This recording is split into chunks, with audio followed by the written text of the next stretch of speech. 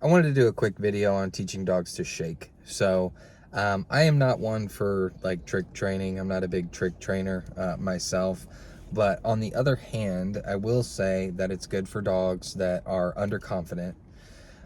It can help them with body and limb awareness. And it can create kind of like a sense of self-efficacy, if you will. So it can like increase their confidence.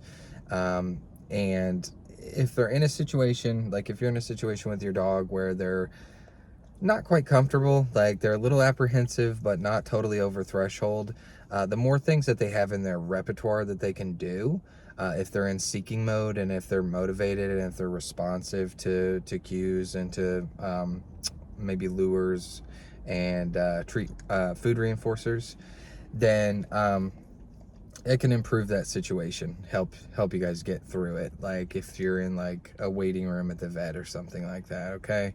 But that's if the dog's under threshold, but it can be known to help in some situations like that. As far as like when I teach a dog how to shake, I do it a little bit differently than how I was initially taught, because a lot of the time what they'll do is they'll take like a treat and put it in your hand, and then they have the dog sniff it and then realize like what's in there, and then they like bat at it, and then that begins the process of them offering a paw, like and the shake behavior.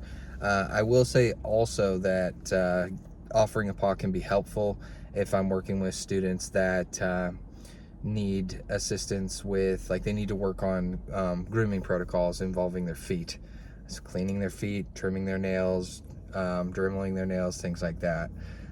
Since that's another, like if I can make that as consensual as possible, that would be helpful. So if the dog offers the paw rather than me having to pick their paw up for them and manipulate it, that can be helpful for that process. But how I teach it is like I'll have like a box or like a platform or like a little raised surface, an elevated surface, and I just get the dog to prop themselves up on that surface, and then I will target when they have just one paw on the surface. So as they get up there, if they have one paw up first, I capture that and I let them know like what that's called, and then I'll give them a food reinforcer. And then if they automatically climb up with both feet, and then as they get down, they remove one paw at a time, same idea, right? Then what I do is I start to sneak my hand in, like at the last second when they're targeting, and my hand is now the target. And nobody, we're getting ready to go, okay? Yo, thank you. So my hand becomes a target. Then I'm going to remove that box or that elevated surface, and then we're well on our way to doing a shake without the bullying and without the pestering of the hand. Because what happens is your dog will start swatting at you when they want things. Like it becomes a very rude, very demanding behavior, and a lot of the time the most often taught behavior is the most often thrown behavior, which means is the behavior that's often often offered the most. Okay. So you don't want your dog doing that to you, to your guests, to your children, when they want something. Okay.